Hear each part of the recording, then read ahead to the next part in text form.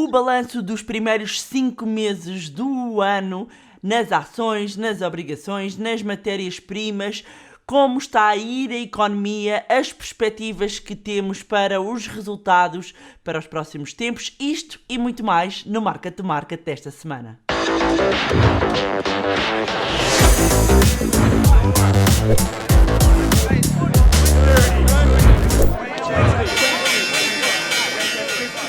Olá, seja bem-vindo ao Market to Market, o programa semanal onde analisamos a atualidade económica e financeira. E como sempre tenho comigo aqui companhia com o Pedro Lino. Olá, Pedro Lino, tudo bem? Olá, Bárbara, tudo bem?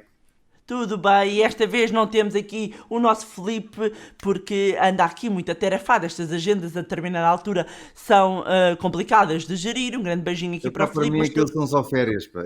Mas só tem férias. por acaso acho que desta vez não foi. Por acaso acho que desta vez não foi. Em todo o caso, temos muitos assuntos para falar. Muitos assuntos para falar. E Pedro, vamos começar por fazer aqui um balanço. Bem, sabemos que ainda faltam aqui duas sessões para terminarmos o ano. O ano não, calma. Os 5 primeiros meses do ano, assim é que é. Mas a verdade é que já nos dá para termos aqui uma leitura de como é que está a ser este arranque, que já não é um arranque, já é quase uma metade do ano, já vamos entrar quase aqui na metade do ano, e que balanço é que nós podemos fazer relativamente aos mercados acionistas. Bem, este é o pior início de ano, pelo menos para o Dow, está a ser o pior de início de ano desde há 99 anos. E eu digo isto até é bastante positivo porque estes ciclos aparecem poucas vezes e estamos a falar de quedas substanciais já desde o máximo. No caso do Dow, este ano está com 10%. Atenção, isto já inclui a recuperação dos últimos 5 dias no Dow. E no caso do SP500 já inclui também a recuperação dos últimos 2 dias, que foi substancial. O SP500 que esteve em território de correção, considera-se 20% desde o máximo, teve a cair 20% desde os máximos, com o próximo do fecho de ontem estava a cerca de 14,7% desde o início do ano. E o Nasdaq é o que tem registrado pior performance, desde o início do ano caiu quase 25%, mas já esteve muito próximo dos 30%. No caso da Europa, também temos quedas que se aproximam lá do SP500, no caso do Eurostock 50 quase 13%, o DAX e o CAC alemão a cerca de 10%, a exceção este ano é a Bolsa Inglesa e a Península Ibérica, o IBEX está a subir 2% e no caso do PSI, que agora já não é 20%, está a subir cerca de 13% este ano, que é uma das melhores performances até do mundo. Mas em termos genéricos tem sido um início de ano muito, muito negativo.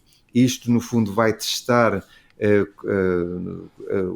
a paciência dos investidores e tivemos muitos motivos, desde primeiro foi a inflação que já tinha vindo a ganhar peso desde o ano passado, era devido à subida do preço da energia, nomeadamente do petróleo, que tinha vindo a subir gradualmente.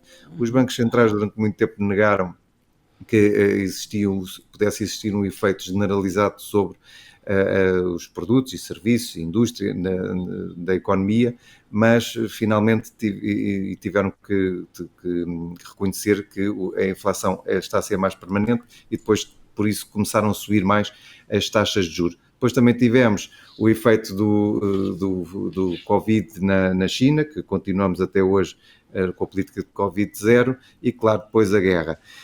Os fundos que foram mais impactados com estas subidas de taxas de juros e esta alteração da política, principalmente da Reserva Federal e depois do Banco Central Europeu, que é não só vão subir as taxas de juros, ou no caso da FED já estão a subir as taxas de juros, como vão reduzir o seu balanço.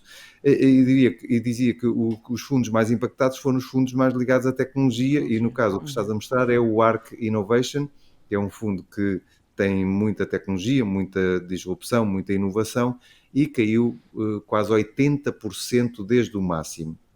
Ora, isto é muito similar ao que aconteceu no ano 2000, quando muitas empresas, quando tivemos a emergência e a criação de muitas empresas que não tinham resultados ou não tinham sustentabilidade, e na realidade o que está a acontecer aqui é um ajustamento à valorização. Não quer dizer que as empresas vão à falência, mas como há muitas empresas que vão ter lucros muito distantes, a subida da taxa de juro e o facto de acabar a época de dinheiro fácil obriga os investidores e obriga os fundos de investimento a terem mais atenção onde investem e muitas vezes a investir em ações de mais valor que distribuem dividendo, e por isso também temos falado que as ações value estão a subir relativamente às ações growth de crescimento, porque essas tendem a apresentar resultados muito mais tarde.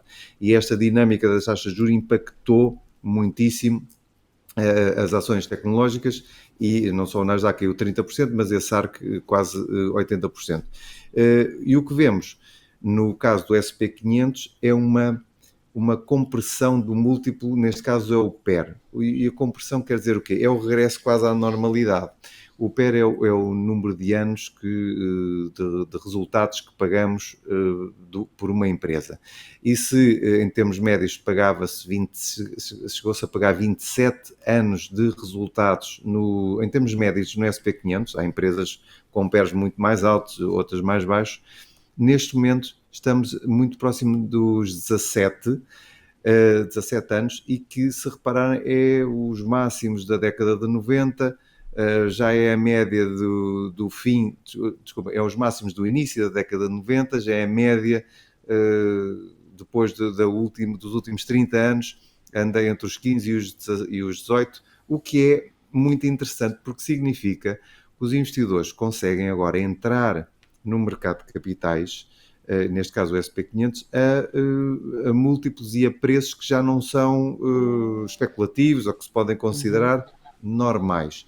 Isto tendo em conta que os ganhos por ação se vão manter. Mas significa, houve uma normalização, houve um pouco retirar os excessos que se estavam a viver, seja na parte da tecnologia, mas também, de uma forma geral, o mercado corrigiu. Ou seja, neste momento encontramos aqui com uma possibilidade de estar exposto ao mercado a valores muito, muito interessantes em termos de valorização, e o que se viu já na última semana foi que os investidores começaram a olhar outra vez para as ações e tivemos o maior fluxo de entrada de dinheiro nas ações nas últimas 10 semanas. Quase 20 mil milhões foram colocadas nos fundos de ações globais, e isto significa que ainda há muitos investidores, quer dizer, nestes períodos de quedas substanciais, há quem entre em pânico, quem pense, vou alterar a minha estratégia de investimento, isto vai tudo para o buraco, blá blá blá.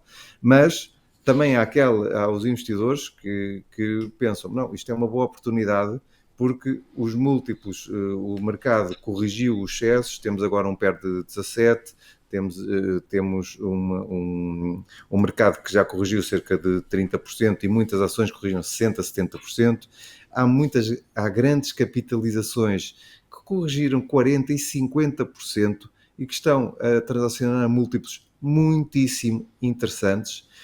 E aqui o que estás a mostrar agora é como é que no último ano e meio, basicamente, evoluíram os PERs e, no fundo, o número de anos, mais uma vez, que pagamos, de resultados que pagamos por uma empresa. E a azul vê-se a evolução do SP500, a branco do Stoxx 600 na Europa e a roxo os mercados emergentes. E o que vemos é que o SP esteve sempre mais caro e transaciona sempre mais caro que os outros mercados. Porquê? Porque é um mercado mais líquido, é um mercado mais transparente, é um mercado que tem mais empresas, tem mais setores, e por isso os investidores pagam esse prémio para estar exposto a empresas que são globais, que são líquidas, consegue-se entrar e sair muito facilmente, e por isso justifica esse prémio.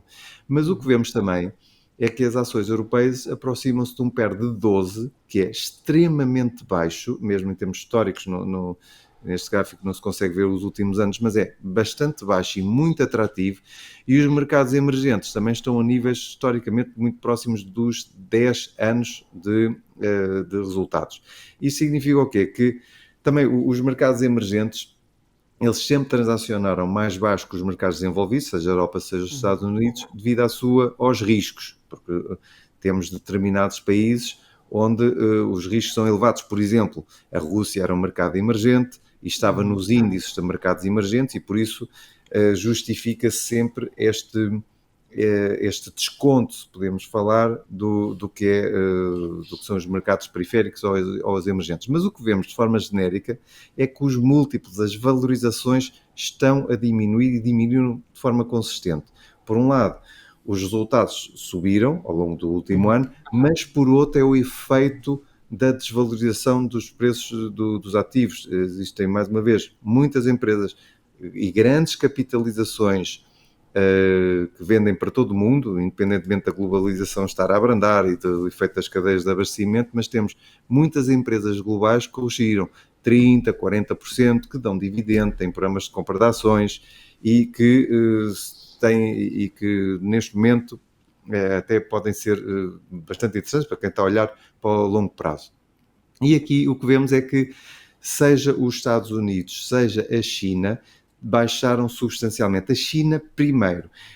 A China, o que vemos que é a linha branca, o índice chinês a partir de março baixou mais depressa e baixou de uma forma mais consistente do que o SP500. Porquê? Porque houve a aplicação da política de Covid-0 na China, o que tem efeitos não só no mercado doméstico, mas depois em termos internacionais.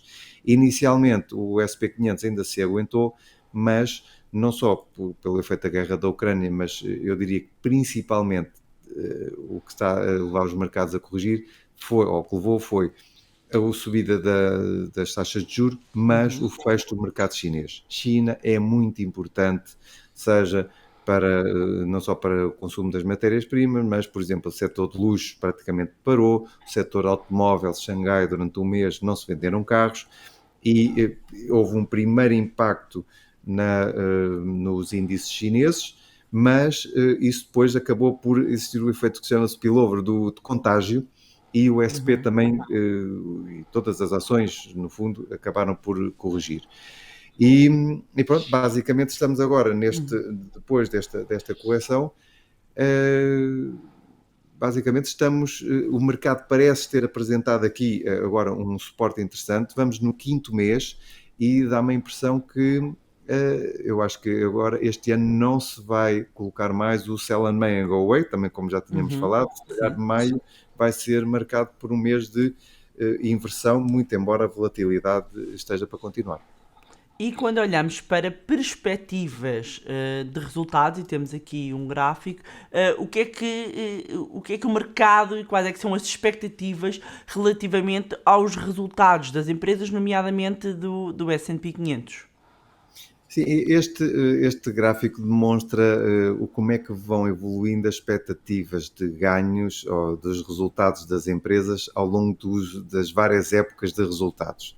E vemos sempre que o ano começa bastante bem, mas depois existem alguns ajustamentos, nomeadamente 2016, 2017, 2019, quando a política monetária começou a apertar, e depois 2020, com o Covid, quando as empresas basicamente estiveram paradas. Mas o que estamos a ver a partir do fim de 2020, 21, 22 e a perspectiva para 23, que é a primeira linha do gráfico, é que existe uma perspectiva de crescimento dos resultados das empresas do SP500.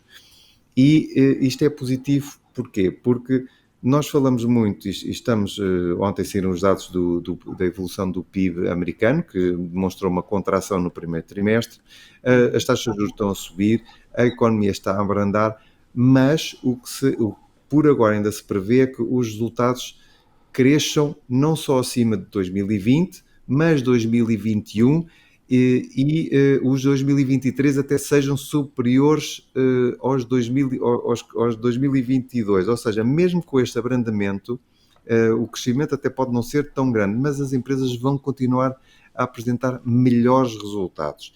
E isto dá-nos o quê? Dá-nos algum conforto em termos de valorização, em termos de, não é a segurança, mas dá-nos mais, sim, no fundo, conforto Dá-nos aqui relativamente. uma luz, não é? De que se calhar poderemos estar aqui, acreditas num momento de eventual início de inflexão, depois desta queda? Eu acho que sim, porque houve o incorporar de muitas más notícias e do que poderia ser as más notícias nestes primeiros 5 meses.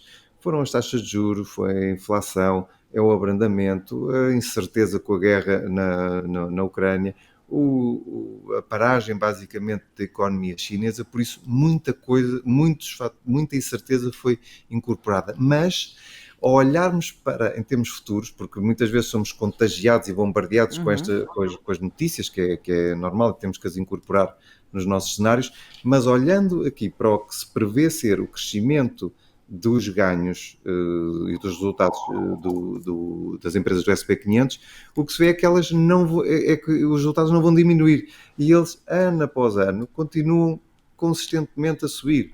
E é isso que acho que temos que olhar quando estamos a gerir ou gerir sim as nossas poupanças, os nossos investimentos, o que é que vai acontecer no longo prazo. E no longo prazo o que estamos a ver é que as empresas, neste caso as americanas, estão a conseguir ou vão conseguir apresentar melhores resultados e isso tem que dar algum conforto aos investidores. Quando olhamos para as obrigações, e as obrigações também têm sido um tema que temos falado de forma muito recorrente, até pelos movimentos que acabaram por existir, sobretudo no último ano. Olhando para estes 5 meses, o que é que aconteceu nestes 5 meses e que perspectivas é que isto nos pode dar? Sim, este ano também não foi nada bom para as obrigações. Aliás, normalmente costumava existir o efeito de balanceamento nas carteiras, que é quando as obrigações baixam, as ações sobem e vice-versa. Quando as ações Isso era baixam... antes dos juros negativos, não é? Era. Esse foi efetivamente um problema Um que foi game trazido pelo Banco changer, não Central. é? Aqui, uma mudança de paradigma, digamos. Foi. Mas que está agora a voltar ao normal, porque o que nós vimos foi uma forte correção do preço das obrigações e uma subida das taxas de juros. Na coluna da direita, que diz a variação dos últimos 3 meses, que é o mais importante, porque em janeiro e fevereiro é verdade que as taxas subiram, mas os últimos 3 meses foram avassaladores. E o que vemos é que as taxas nos Estados Unidos, que é a primeira linha, subiram 92 pontos base. 92 pontos base é 0,92%, só nos últimos 3 meses. No Canadá subiu quase 1%, 0,99%, no México 0,77%, mas, por exemplo, quando vamos à Europa, vemos que a Itália, as taxas de juros a 10 anos subiram 1,2% ou 1,18% nos últimos 3 meses, em Portugal 1,10%, até na Suécia 1,1%. Ou seja, o preço das obrigações baixou em muitos casos 5%, 10% e 15% devido a esta subida das taxas de juros. Eu acho que uma grande parte desta subida, aliás, aí vemos também na primeira linha, que o máximo atingido na penúltima coluna nos Estados Unidos a 10 anos foram 3,12% e neste momento está a cerca de 2,75%. Eu acho que os máximos, pelo menos nos Estados Unidos, foram atingidos. Nós, a 10 anos, vimos uma subida muito expressiva. Há 1 ano e meio estávamos a 0,6% e subiu para 3,1%, ou seja, as taxas acabaram, na realidade, por subir no mercado 2,5%, o que é substancial, quando a Reserva Federal ainda está no movimento de subida das taxas de juros. Ou seja, há 10 anos estamos com 2,7% e no curto prazo ainda estamos a 0,75%. E isto significa que muito das más notícias, muito da subida das taxas de juros já está incorporado. Ou seja, para quem tem perfil mais conservador, existem muitos, seja fundos de obrigações, sejam obrigações. O problema de investir às vezes em obrigações diretamente é que os mínimos de investimento são 100 mil euros, são 200 mil euros, 50 mil, por isso para os investidores é mais fácil investir, seja em ETFs de obrigações ou fundos de obrigações que estejam diversificados, mas esta classe de ativos já incorporou uma subida dos juros até aos 2,5% a 2,75% nos Estados Unidos e até cerca de 1% na Europa, a 1,25% no próximo ano. E aqui, neste gráfico, vê-se isso mesmo, vê-se a subida que as taxas de juros a 10 anos tiveram nos Estados Unidos nos últimos 2 anos, e já vemos aí do lado direito um pequeno aliviar. E o pequeno aliviar que será, o que eu diria, o regresso também à normalidade e a estabilização entre os 2,25% e os 3%, eu acho que é o que a economia irá aguentar, não pode aguentar muito mais, porque nos últimos anos também, e depois vamos ver, a dívida pública nos Estados Unidos subiu muito. Por isso, provavelmente o que vamos assistir aqui é uma estabilização das taxas de juros entre os 2 a 3,25%, e significa que as obrigações voltam a ser consideradas e voltam a ter um rendimento interessante, e mais para quem tem perfil mais conservador, é nestas alturas que se deve olhar para este tipo de ativos. Eu bem sei que é difícil às vezes quando vemos que uma obrigação, um fundo de obrigações caiu 7%, 10%, ou temos obrigações a caírem 15%, ou obrigações até de governos a baixarem 10%, mas provavelmente é nestas alturas que temos que olhar para este tipo de ativos, porque começam a dar rendimentos bastante interessantes. Muito bem, e em termos de matérias-primas, ou seja, estamos aqui a percorrer aqui todas as grandes classes de ativos, olhando então para as matérias-primas, como é que foram estes 5 meses, e foram agitados, não é? Foram muito agitados e perigosos, principalmente para nós, para os consumidores, e para as famílias, porque o que é que assistimos? Assistimos a uma subida do preço absurdo no gás natural, não só na Europa, mas neste caso nos Estados Unidos, que é a sexta linha, 138% que o preço do gás subiu. O petróleo subiu cerca de 51%, estava nos 114 o crudo e o Brent. O Texas estava a 114 e o Brent nos 117 dólares, também subiu 51%. Depois a gasolina subiu 74%.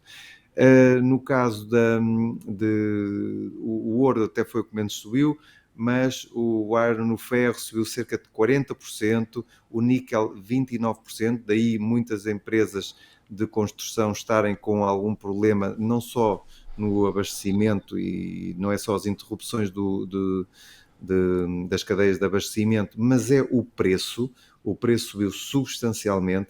E depois também temos as matérias-primas agrícolas, temos a soja, que subiu quase 30%, o milho, o trigo, que também registraram subidas muito substanciais e que têm um impacto na inflação e no nosso dia-a-dia, e teve muito a ver também não só com a recuperação da economia mundial, mas também com o início da guerra, que acelerou movimentos e acelerou tendências que já vinham, que era principalmente relativamente ao petróleo e ao gás, a segurança energética da Europa.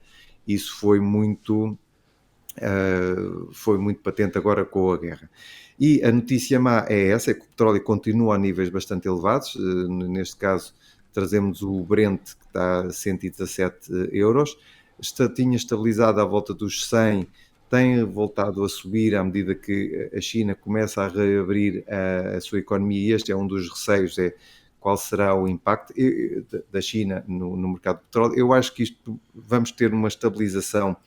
Continuo a achar que os máximos já foram vistos, já falámos isso várias vezes. Em março, com a guerra, houve um pânico e praticamente o petróleo atingiu os 140 dólares por barril, depois estabilizou nos 100. Eu acho que isto vai voltar a estabilizar nos 110, mas esta é a má notícia, que o petróleo continua a estar pressionado.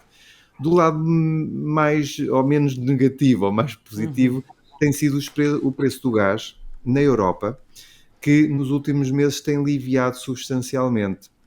E como vemos, agora vamos entrar também na época de verão, onde o gás tradicionalmente também tem um menor consumo, e aqui seria, e espero que a Europa se esteja a preparar para o inverno e tentar abastecer seja através de contratos de longa duração, seja através da construção de infraestruturas que não são tão rápidas quanto isso, mas é essencial prevenir esses picos que víamos no gráfico, que são quando existem picos de consumo ou interrupção da cadeia de abastecimento, e esses picos que vimos em outubro do ano passado, depois em dezembro e depois em fevereiro e março, com o início da guerra, aparentemente os agentes políticos estão a tentar ver se estabiliza o preço do gás, porque este é essencial para muitas indústrias. Nós vimos muitas indústrias cujo preço e a fatura elétrica de gás subiu 400% e 500%, e é impossível repassar isso aos consumidores. Muitos já estamos agora a ver na inflação, mas o que é facto é que isto inviabiliza muitos negócios, e a boa notícia é que, pouco a pouco, o preço do gás está a estabilizar e está a descer. E quando olhamos aqui para a Europa, há aqui um assunto que continua aqui a pairar também, que tem a ver com os juros, não é? E com os juros, com as subidas de juros expectáveis, e que já se vai refletindo também na Euribor, não é? Que é uma taxa interbancária, e que nós temos vindo a sinalizar aqui em todos os market to markets, não só o movimento de subida, como o impacto que isto possa vir a ter nas famílias. E queria-te perguntar então, como é que antevês para os próximos tempos, e tendo em conta as notícias que têm saído relativamente à posição do Banco Central Europeu face aos juros, e as implicações que isto terá na Euribor e, consequentemente, para Estados, famílias e empresas?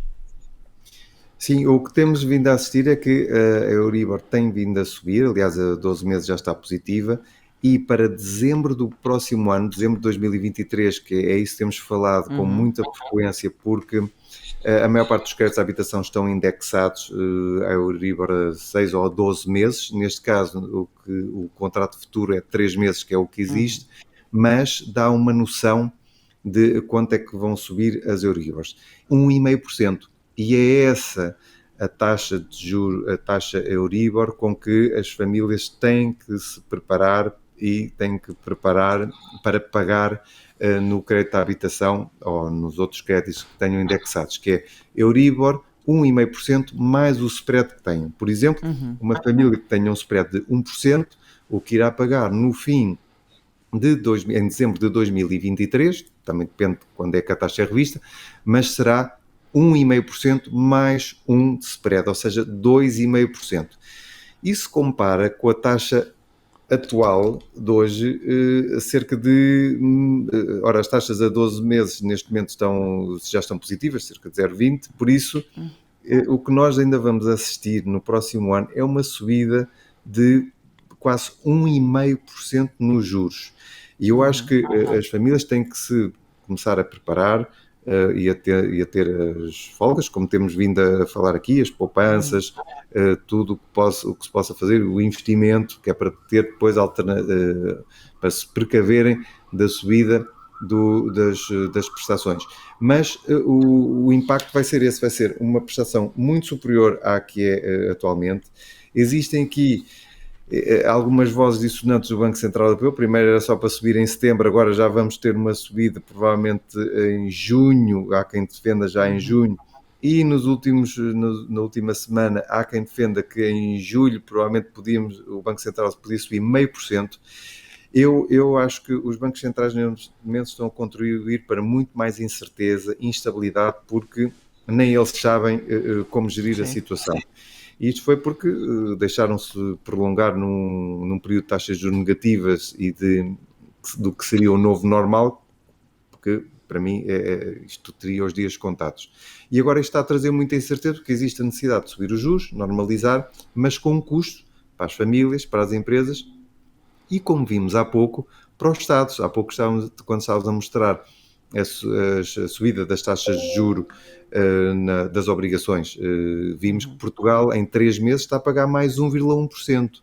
Ora, isto são tudo custos que os Estados vão ter que pagar a mais na dívida. Se Portugal está a pagar mais 1,1% a 10 anos, quando o IGCP, o Instituto de Gestão, for ao mercado e emitir dívida, vai pagar muito mais.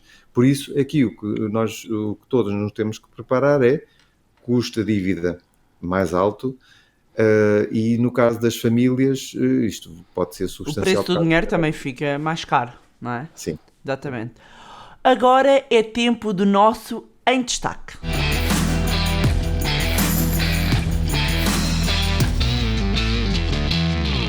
E para destaque esta semana temos uma empresa que divulgou resultados que até surpreendeu, não é? Até surpreendeu e superou as expectativas dos analistas, mas que está aqui com alguma prudência a olhar para o futuro. Falamos da Nvidia, Pedro, não é verdade?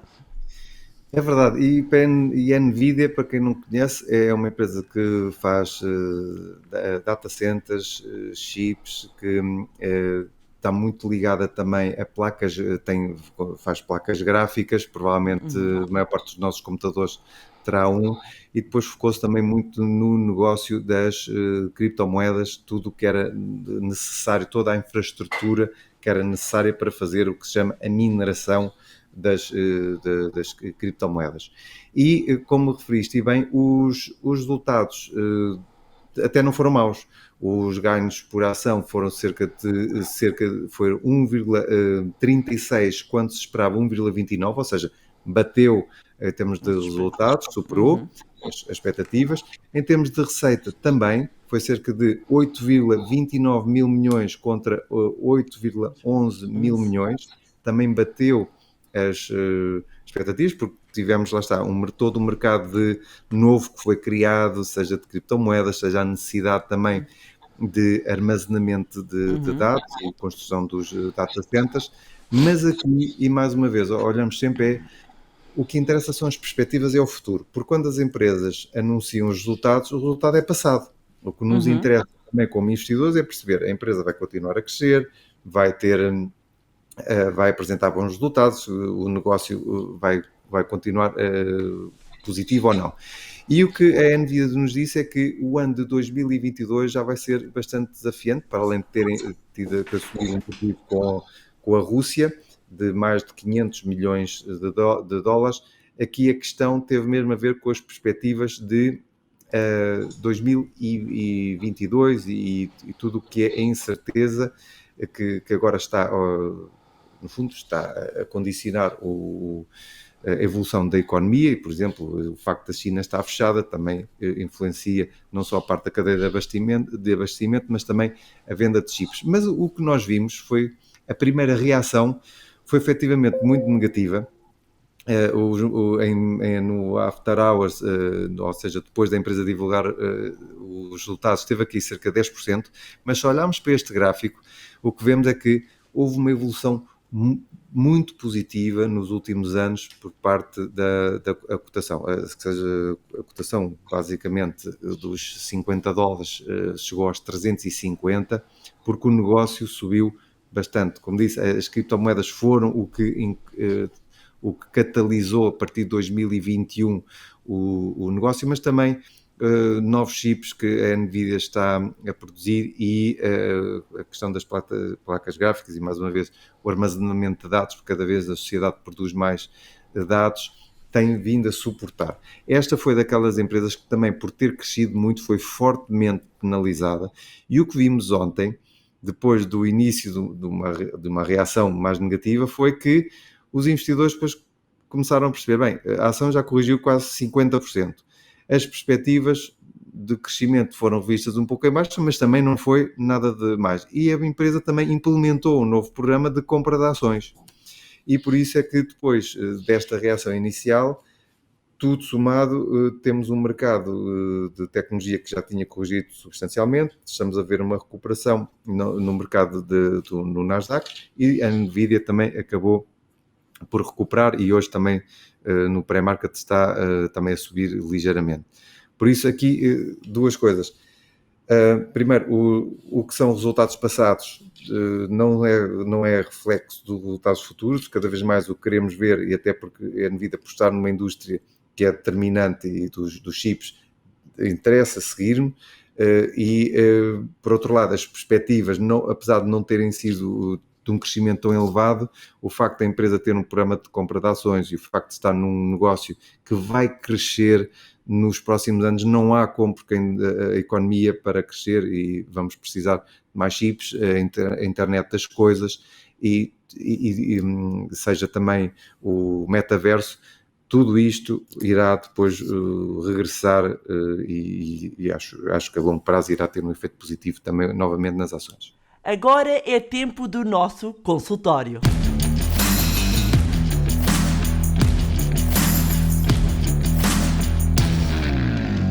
E no consultório é a nossa rubrica onde respondemos a questões enviadas pelos nossos seguidores aqui que acompanham Market to Market. Na descrição do vídeo encontra sempre um link onde pode carregar e deixar a sua questão que nós vamos responder às questões aqui na nossa rubrica. Então vamos começar pela primeira questão que nos chega do Aníbal e que pergunta: num PPR de capital garantido, qual o valor que se perde ao longo dos 5 anos? Pedro, o que é que temos Muito a dizer bem, ao Aníbal? Aníbal, boa pergunta, e aqui há que distinguir entre o que são os PPRs de capital garantido e os que não são de capital garantido. Os de capital garantido são vendidos por seguradoras. Os fundos PPR sem capital garantido são vendidos por sociedades gestoras e podem ser também comercializados pelos bancos. Mas isto distinguir o que é o PPR de capital garantido e o que não é. Como o nome diz, o capital está sempre garantido, mas quando as seguradoras apresentam os resultados ao fim do ano, que é, no fundo, apresentam qual é a participação dos lucros que esse PPR vai ter, também apresentam em separado os custos da gestão desse fundo. Por isso, por exemplo, posso ter um PPR cuja participação dos resultados é 1%, mas se ele depois tiver um custo de gestão de 1,5%, na realidade eu perco 0,5%, mas é considerado um custo de comissão, não é uma perda de capital. Por isso, nos PPRs de capital garantido, o capital está sempre garantido. Por isso é que há que também analisar qual é a comissão de gestão, principalmente nos de capital garantido, porque normalmente também são PPRs cuja rentabilidade é baixa. E se a participação nos resultados é baixa, pode acontecer que as comissões cobradas sejam de tal forma que depois não permita ter uma rentabilidade positiva, mas em termos de capital ele está garantido. Vamos então à próxima questão que nos chega do Diogo, para quem procura começar agora a investir, pensando em acumulação, sem mexer no dinheiro, num horizonte de 15 anos e com uma capacidade de assunção de risco média-alta. Quais os melhores instrumentos atualmente? Será esta uma boa altura para entrar? Parabéns pelo vosso fantástico trabalho em prol da literacia financeira dos portugueses. Pedro, o que é que temos a dizer ao Diogo? Começa que eu depois complemento. Bem, eu diria que tem que ler o teu livro, mas eu diria o seguinte, que há muitas soluções, mas há 15 anos, para um residente fiscal em Portugal, o melhor instrumento financeiro são os PPRs por uma razão. Mesmo que não queira o benefício fiscal à entrada, terá o benefício à saída e 15 anos irá usufruir de 8% ou 8,6% sobre as mais-valias. E depois há PPRs para todo o gosto, desde o mais conservador ao mais agressivo e globais. Eu acho que provavelmente no horizonte temporal também de 15 anos, provavelmente há de ter que estar mais exposto a ações de co-obrigações, mas também ver um produto que seja global. Mas eu diria que há muitas soluções a 15 anos, não é, Bárbara? É verdade, é verdade. Então, Diogo, dar aqui uma nota, claro que um dos fatores importantes quando queremos decidir onde investir o nosso dinheiro, e aqui o Diogo acaba por responder a umas questões que é, primeiro, dar-nos aqui o número de anos, que são os 15 anos, depois indica ali qual seria o seu perfil de risco, médio a alto. Ainda assim, são sempre necessárias saber mais pontos relativamente à vida financeira de uma pessoa. Porquê? Porque quando nós fazemos um planeamento financeiro, quando nós decidimos onde colocar alocar o nosso dinheiro, isto é 360 graus. Nós vamos precisar do dinheiro, tem um objetivo específico. Qual é que é o objetivo? Independentemente, nós sabemos que é o prazo de 15 anos, mas eu posso vir a precisar daquele dinheiro ou posso não vir a precisar. Quando nós olhamos, historicamente, as ações são a classe de ativos que melhor remunera o capital. E existem várias formas de estar exposto a ações. Pode ter mais ou menos ações no seu portfólio e de inúmeros setores, de inúmeras regiões. E o Pedro estava a falar, e eu aqui falar do ponha o seu dinheiro a trabalhar para si. E é interessante porque antes mesmo de nós começarmos a gravação deste Market to Market, estávamos a falar do momento atual no qual nos encontramos, um momento que nós estivemos a falar foi dos piores arranques dos últimos anos nos mercados financeiros, mas é também nestes momentos que existem melhores oportunidades. Com isto dizer que porque todas as ações caíram, estão todas boas para comprar? Não, não estão. Mas há muitas que estão e que efetivamente andar em contraciclo com os nossos próprios vieses comportamentais, é uma coisa que eu menciono muito no livro, que é o facto, em termos quase de psicologia do investidor, de finanças comportamentais, nós tendemos a ter certos comportamentos, pela forma como o nosso cérebro está programado, que às vezes são quase contraditórios com aquilo que seriam as melhores decisões financeiras para a nossa vida. Portanto, o melhor investimento sempre a fazer é em conhecimento, porque isso paga efetivamente os melhores juros. Depois daí é analisar para o seu caso, dentro das várias classes de ativos, porque depois uma carteira de investimento ou um portfólio, porque é uma questão de nomenclatura, pode incluir várias classes de ativos e depois, uma coisa são classes de ativos, ações, obrigações, matérias-primas, cash, imobiliário, são classes de ativos e depois a forma de estar exposto a cada uma destas classes de ativos é através de instrumentos financeiros. E existem imensos instrumentos financeiros. Podemos estar a falar de ações diretamente, podemos estar a falar de PPRs, podemos estar a falar, que são os planos de poupança reforma, fundos de investimento, podemos estar a falar de ETFs, de Exchange Trade Funds. Portanto, é uma diversidade imensa e começar por entender a nossa vida financeira e a seguir entender os instrumentos, que é para quando nós temos estes momentos não ficarmos surpreendidos. E é importante perceber se tem liquidez, se não tem liquidez, como é que se comporta este instrumento financeiro. E pronto, e por hoje já cobrimos aqui vários temas. Deixar também aqui uma nota. Primeiro, pedir sempre que não se esqueçam de deixar o vosso like, a vossa avaliação, que deixem aqui os vossos comentários, que subscrevam o canal, porque tudo isso vai ajudar a privilegiar o algoritmo para chegar a mais pessoas. Mas dizer que não temos cá o Filipe, estamos cá os dois hoje, mas que este nosso episódio marca o encerramento desta temporada. Sim, eu sei, mas encerramos esta temporada e estaremos muito em breve também de regresso e aproveitamos para desejar algumas pessoas, inclusive eu desejo aqui ao meu parceiro umas boas férias e boas poupanças e melhores investimentos. Obrigado. Deixem-me só agradecer a todos e todas que nos ouviram, que têm a paciência também de ler, de estar 40 minutos a aprender, e agradecer todo o feedback positivo que nos têm dado. É muito importante porque isto também não é fácil e também precisamos desse incentivo. Também dizer que foram 5 meses muito intensos, não só pelos mercados, mas também aquele fabuloso evento que organizaste, o Investidor em Ação, que foi marcante em Portugal, foi um evento único e que a mim me surpreendeu, me deixou também muito orgulhoso de estar contigo e fazer este programa, o Market to Market, e agradecer-te a ti, a todos mais uma vez, e também desejar-te umas boas férias, bom descanso que precisas depois destes 5 meses. Obrigado. E a todos, e cá vos esperamos. Claro, e podem continuar a acompanhar-nos também, como sempre, nas redes sociais. Já sabem, também encontram no link da descrição o nosso link para a nossa newsletter, onde nós anunciamos o regresso também, anunciamos todas as novidades, portanto, podem continuar a acompanhar-nos nas diversas plataformas. uma continuação de um bom dia, de uma boa semana, um bom fim de semana para alguns que apanham aqui no fim de semana e vemo-nos em breve. Até breve. Até breve. Deus.